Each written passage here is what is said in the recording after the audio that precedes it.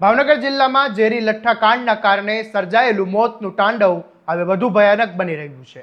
હોસ્પિટલમાં સારવાર લઈ રહેલા દર્દીઓ પૈકી વધુ એક વ્યક્તિનું મોત થતાં મૃત્યુઆંક સત્તાવાર રીતે અત્યાર સુધીમાં 10 સુધી પહોંચી ગયો છે અને જ્યારે બિન સત્તાવાર આ મોતનો આંકડો 11થી પણ વધુ હોવાનું સામે આવ્યું છે।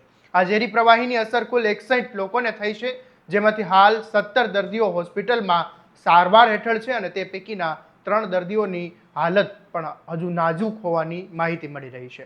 બીજી તરફ આ લઠ્ઠાકાંડનો રેલો હવે સિહોર તાલુકા સુધી પહોંચ્યો છે।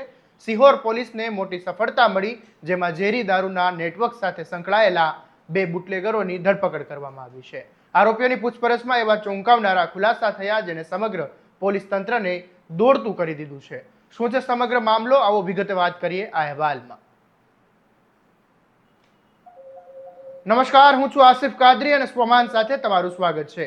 ભાવનગરના સરટી હોસ્પિટલ સહિતના દવાખાનાઓમાં ઝેરી લઠ્ઠાકાંડનો ભોગ બનેલા લોકો જીવન મરણ વચ્ચે ઝોલા ખાઈ રહ્યા છે અને આજે વધુ એક દર્દીએ દમ તોડી દેતા સારવાર દરમિયાન તેનું મૃત્યુ થયું અને હવે મૃત્યુઆંક 10 પર પહોંચ્યો છે, જ્યારે સ્થાનિક સૂત્રો અનુસાર મૃતકોની સંખ્યા 11ને વટાવી ચૂકી છે। આરોગ્ય વિભાગના જણાવ્યા અનુસાર કુલ 61 વ્યક્તિઓ આ ઝેરી દારૂની ઝપેટમાં આવ્યા હતા। હાલ 17 દર્દીઓ તબીબોની સઘન દેખરેખ હેઠળ છે અને સારવાર લઈ રહ્યા છે, જેમાંથી 3 દર્દીઓની સ્થિતિ હજુ પણ નાજુક હોવાનું સામે આવ્યું છે અને મૃત્યુઆંક હજુ વધે તેવી પણ ભીતિ સેવાઈ રહી છે। આ લઠ્ઠાકાંડના મૂળ સુધી પહોંચવા માટે પોલીસે તપાસનો ધમધમાટ તેજ કર્યો છે, ત્યારે સિહોર પોલીસને બાતમીના આધારે પ્રવીણ જાદવ અને અશ્વિન જાદવ નામના 2 બુટલેગરોને ઝડપી પાડ્યા છે।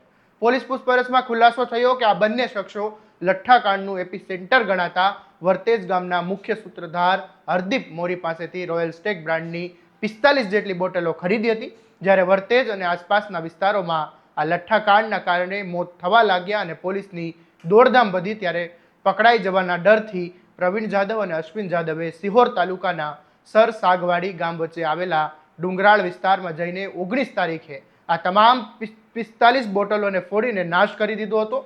પોલીસે આ બંને આરોપીઓની ધરપકડ કરી લીધી છે અને તેઓ જે સ્થળે બોટલોનો નાશ કર્યો હતો ત્યાં જઈને પુરાવા પણ ભેગા કરવાની કવાયત હાથ ધરવામાં આવી છે। ગામે ગામ દારૂની પેટીઓ પહોંચી જાય છે અને લોકોના મોત થાય પછી જ પોલીસ તંત્ર સક્રિય થાય છે અને ડુંગરાઓમાં પુરાવા શોધવા નીકળે છે। આ બાબત દર્શાવે છે કે સ્થાનિક સ્તરે હપ્તાખોરી અને નેટવર્ક કેટલું ઊંડું ઉતરી ગયું હતું। હવે જોવાનું એ રહેશે કે માત્ર નાના ફેરિયાઓ અને બુટલેગરોને પકડીને સંતોષ મનાય છે કે પછી ઝેરી કેમિકલ સપ્લાય કરનારા મોટા માથાઓ સુધી પણ કાયદાના હાથ પહોંચે છે। આ મામલે તમારું શું કહેવું છે અમને કોમેન્ટ બોક્સમાં જરૂરથી જણાવજો અને આવા જ દરેક અપડેટ માટે તમારા સ્વમાનથી સબસ્ક્રાઇબ કરી દેજો અને આ વિડીયોને શેર કરવાનું ભૂલતા નહીં। નમસ્કાર।